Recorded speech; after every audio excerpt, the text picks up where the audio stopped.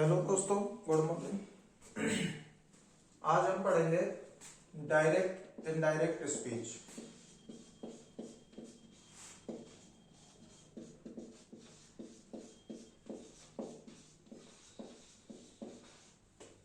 हमारे टॉपिक का नाम है डायरेक्ट इनडायरेक्ट स्पीच। सबसे पहले तो हमको ये जानना है कि डायरेक्ट इनडायरेक्ट स्पीच होता क्या है। डायरेक्ट इनडायरेक्ट स्पीच को समझने के लिए हम सबसे पहले देखते हैं, डायरेक्ट को कहते हैं प्रत्यक्ष और इनडायरेक्ट को कहते हैं अप्रत्यक्ष। और स्पीच कथन, अर्थात इसके नाम से हमको पता लग गया कि स्पीच जो है वो दो प्रकार के होंगे। कितने प्रकार के? दो प्रकार के। एक तो होगा डायरेक्ट स्पीच और एक हो जाएगा आपका इनडायरेक्ट स्पीच। डायरेक्ट स्पीच को कहेंगे प्रत्यक्ष कथन और इनडायरेक्ट स्पीच कहलाएगा आपका अप्रत्यक्ष कथन। तो आपको प्रश्न कैसे भी बन के आ सकता है कि स्पीच के कितने टाइप हैं? दो। कौन कौन से? एक तो डायरेक्ट स्पीच, एक इनडायरेक्ट स्पीच। जो डायरेक्ट स्पीच है और इनडायरेक्ट स्पीच है, इन दोनों के बारे में हम देखते हैं। तो जो डायरेक्ट स्पीच को सबसे पहले देखते हैं। डायरेक्ट स्पीच कहते हैं, एक तो होता है वक्ता, जैसे मैं बोल रहा हूं, आप सुन रहे हो, तो एक वक्ता के द्वारा बोली गई बात को जो श्रोता सुनता है उसको कहते हैं, जैसे वक्ता की बात है या वक्ता का कथन है, उसको ज्यों की त्यों कहना, उसको ज्यों की त्यों कहना आपका डायरेक्ट स्पीच कहलाता है। और इनडायरेक्ट स्पीच को अगर हम देखें तो इनडायरेक्ट की परिभाषा हो जाएगी, इनडायरेक्ट स्पीच वक्ता की बात को ज्यों की त्यों ना कह करके, ज्यों की त्यों ना कह करके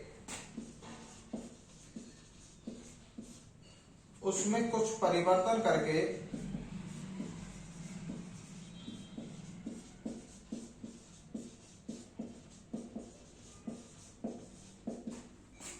कहा जाए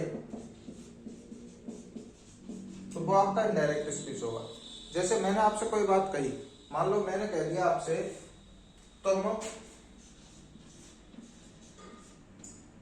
होशियार हो, तुम होशियार हो, ये मेरा कथन है, अर्थात वक्ता के द्वारा बोला गया कथन है। इसको ज्यों की त्यों अगर आप कह रहे हो तो ये आपका डायरेक्ट स्पीच है। लेकिन मान लो आपने किसी अपने दोस्त के साथ शेयर किया या अपने घर वालों के साथ शेयर किया कि सर जी ने हमसे कहा, तो आप कह दोगे हम होशियार हैं। क्या कहोगे? हम होशियार हैं। इसका मतलब है आपने तुमको किस में बदल दिया? हम में बदल दिया। यही आपका इनडायरेक्ट स्पीच कहलाएगा। वक्ता की बात को ज्यों की त्यों ना कह करके उसमें कुछ परिवर्तन करके कहा जाए, उसको क्या कहोगे? इनडायरेक्ट स्पीच कहोगे। तो डायरेक्ट स्पीच का फॉर्मेट कुछ इस प्रकार होता है, जैसे Ram said to me, comma inverted comma शुरू,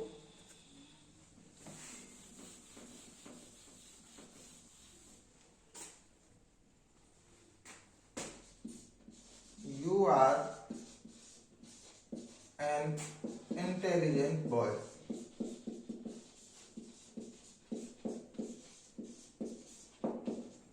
तो ये इसमें सेंटेंस में आप देखोगे तो राम कहने वाला है, मी सुनने वाला है। ये आपका वक्ता हो गया, स्पीकर, ये आपका लिसनर हो गया, अर्थात श्रोता हो गया। कहा क्या है इसने? You are an intelligent boy, अर्थात ये जो सेंटेंस है ये स्पीच है। ये क्या है? स्पीच, वक्ता के द्वारा बोली गई स्पीच है। अब हम इसको इनडायरेक्ट स्पीच में बदलेंगे तो कैसे, क्या परिवर्तन करेंगे? सबसे पहले देखो, ये जो पहला जो आपका ये स्टेटमेंट दिख रहा है, इसको आप कहोगे रिपोर्टिंग वर्ब। आप इसको रिपोर्टिंग क्लॉज भी कह सकते हो।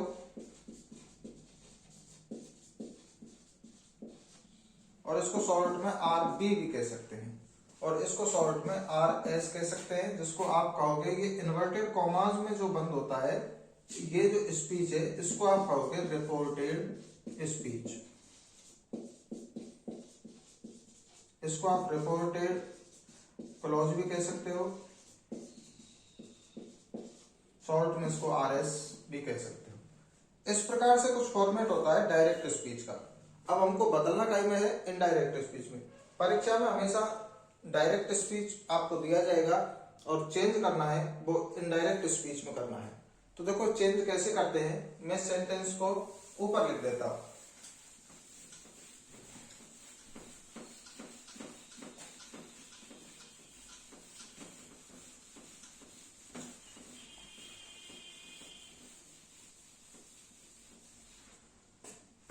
सबसे पहले तो हम देखते हैं कि साधारण वाक्य जो होंगे रिपोर्टेड स्पीच के, तो हेडिंग डाल देते हैं हम साधारण वाक्यों की नरेशन बनाना या फिर साधारण वाक्यों को इनडायरेक्ट स्पीच में बदलना। तो देखिए सबसे पहले जो डायरेक्ट स्पीच का जो फॉर्मेट है वो ऐसे मैंने अभी आपको बताया, Ram said to me comma inverted comma शुरू, you are reading English now. इस प्रकार से डायरेक्ट स्पीच का फॉर्मेट है। यह आपका कहलाएगा रिपोर्टिंग वर्ब और यह आपका कहलाएगा रिपोर्टेड स्पीच। तो अब हम बदल रहे हैं, साधारण वाक्यों को देख रहे हैं। तो ये जो रिपोर्टेड स्पीच का वाक्य है ये साधारण होगा, तब के लिए मैं परिवर्तन बता रहा हूं। सबसे पहले हम यही देखेंगे कि साधारण वाक्यों को कैसे परिवर्तित करेंगे। तो सबसे पहले तो ये देखो कि रिपोर्टेड वर्ब जो है आपकी रिपोर्टिंग वर्ब में राम जो कि क्यों रहेगा। फिर हम इस पे आते हैं, तो इसके लिए आपको याद रखना है कि अकेला सैड होगा तो हम सैड में ही रखेंगे, और सैड टू होगा तो इसको हम टोल्ड में बदल देंगे। तो इस वाक्य में आपको सैड टू दे रखा है तो आप इसको बदल दोगे टोल्ड में। इसके बाद मी जो कि त्यों आ जाएगा। इसके बाद बात आगे चलते हैं हम, जो इन्वर्टेड कॉमास का जो वाक्य है, इधर कॉमा लगा हुआ है, इधर इन्वर्टेड कॉमास है, तो कॉमा और इन्वर्टेड कॉमा जैसे शब्दों को चिन्हों को हटा दिया जाता है और इनके स्थान पर हम रिपोर्टिंग वर्ब का और रिपोर्टेड स्पीच के दोनों वाक्यों को मिलाने के लिए एक जॉइंट वर्ड का प्रयोग करेंगे, जिसको आप कंजंक्शन भी कह सकते हो। हिंदी में जानना चाहो तो योजक शब्द भी कह सकते हो, संयोजक भी कह सकते हो। तो साधारण वाक्यों के लिए आपको याद रखना है जो संयोजक होगा उसमें हम दैट लगाएंगे। क्या लगाएंगे? दैट। इसके बाद बात करते हैं रिपोर्टेड स्पीच की। तो रिपोर्टेड स्पीच में हम 3 प्रकार के परिवर्तन करते हैं। कितने प्रकार के? 3। तो हेडिंग डाल लेते हैं हम रिपोर्टेड स्पीच में परिवर्तन। ये केवल स्थिति तब के लिए है जब रिपोर्टेड स्पीच का वाक्य कैसा होगा? साधारण होगा। तो हम 3 प्रकार के परिवर्तन करेंगे।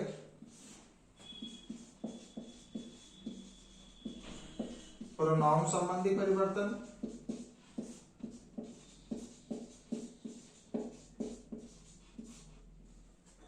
टेंस संबंधी परिवर्तन,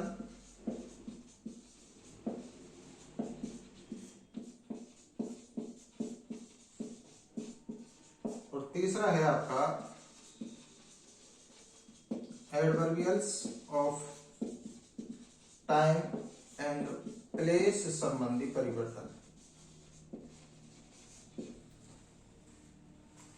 तो देखिए प्रोनाउन संबंधी परिवर्तन को देखते हैं हम सबसे पहले कि प्रोनाउन संबंधी परिवर्तन कैसे होगा। प्रोनाउन कहते हैं हिंदी में सर्वनाम को। तो इसमें देखो ये आपका प्रोनाउन है यू। तो हम देखते हैं कि जो प्रोनाउन है आपके वो इस प्रकार से हम उनको पढ़ेंगे। सबसे पहले फर्स्ट पर्सन में आते हैं आपके आई और बी। सेकंड पर्सन जो है उसमें अकेला आता है यू। और जो थर्ड पर्सन है आपका उसमें आते हैं आपके ही, सी, इट, दे या किसी का नाम। ये आपके थर्ड पर्सन है। तो आपको इस प्रकार से याद रख लेना है, ऐसे लिखना है SON 1 2 3। इससे आपको याद रह जाएगा कि फर्स्ट पर्सन है उसको सब्जेक्ट के अनुसार बदलेंगे, सेकंड पर्सन को ऑब्जेक्ट के अनुसार और थर्ड पर्सन को नो चेंज अर्थात उसको परिवर्तित नहीं करेंगे। जैसे इस वाक्य में आपको रिपोर्टेड स्पीच में दिख रहा है यू, तो ये कौन सा पर्सन हुआ आपका? Second person. कौन सा पर्सन है? Second person. तो सेकंड पर्सन को देखेंगे तो किसके अनुसार बदलेगा? ऑब्जेक्ट के अनुसार। ये आपका सब्जेक्ट हो जाएगा, ये आपका ऑब्जेक्ट हो जाएगा। तो ऑब्जेक्ट के अनुसार अर्थात किसके अनुसार बदलना है हमको? मी के अनुसार बदलना है। अब आप बात करते हैं टेंस संबंधी परिवर्तन। जो टेंस संबंधी परिवर्तन है उसके लिए हम एक सारणी बनाते हैं और वो सारणी हमको याद रखनी है।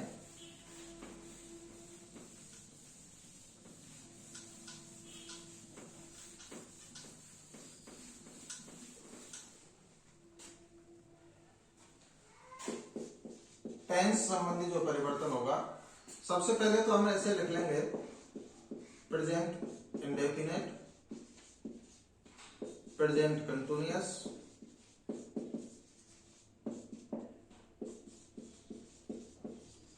प्रेजेंट परफेक्ट और प्रेजेंट परफेक्ट कंटिन्यूअस। आपको एक बात याद रखनी है कि प्रेजेंट टेंस जो होगा उसको हम पास्ट टेंस में बदल देंगे।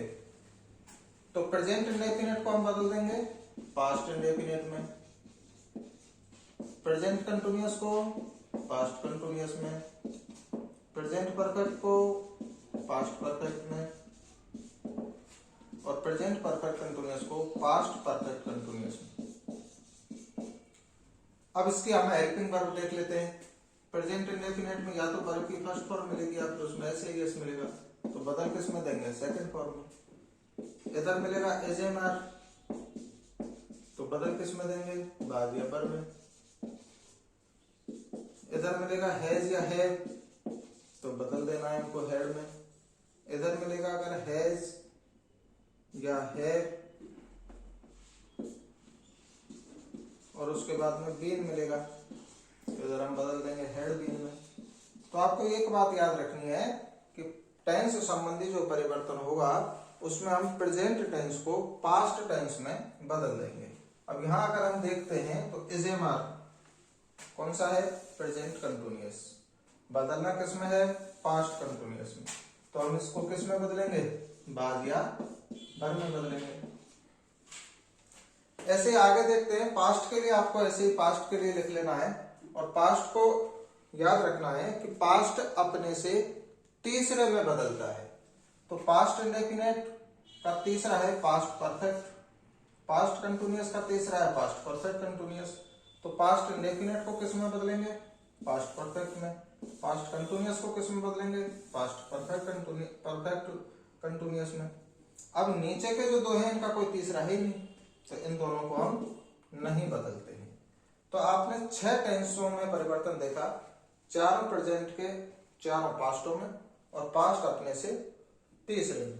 इसके बाद मॉडल की बात करें हम, कैन बदलेगा कुड में बदलेगा माइट में, बिल बदलेगा बुड में, सेल बदलेगा शुड। तीसरा जो परिवर्तन है adverbials of time and place, उसको भी आपको बताएंगे। आज के लिए इतना ही, मिलते हैं नेक्स्ट क्लास में। Thank you.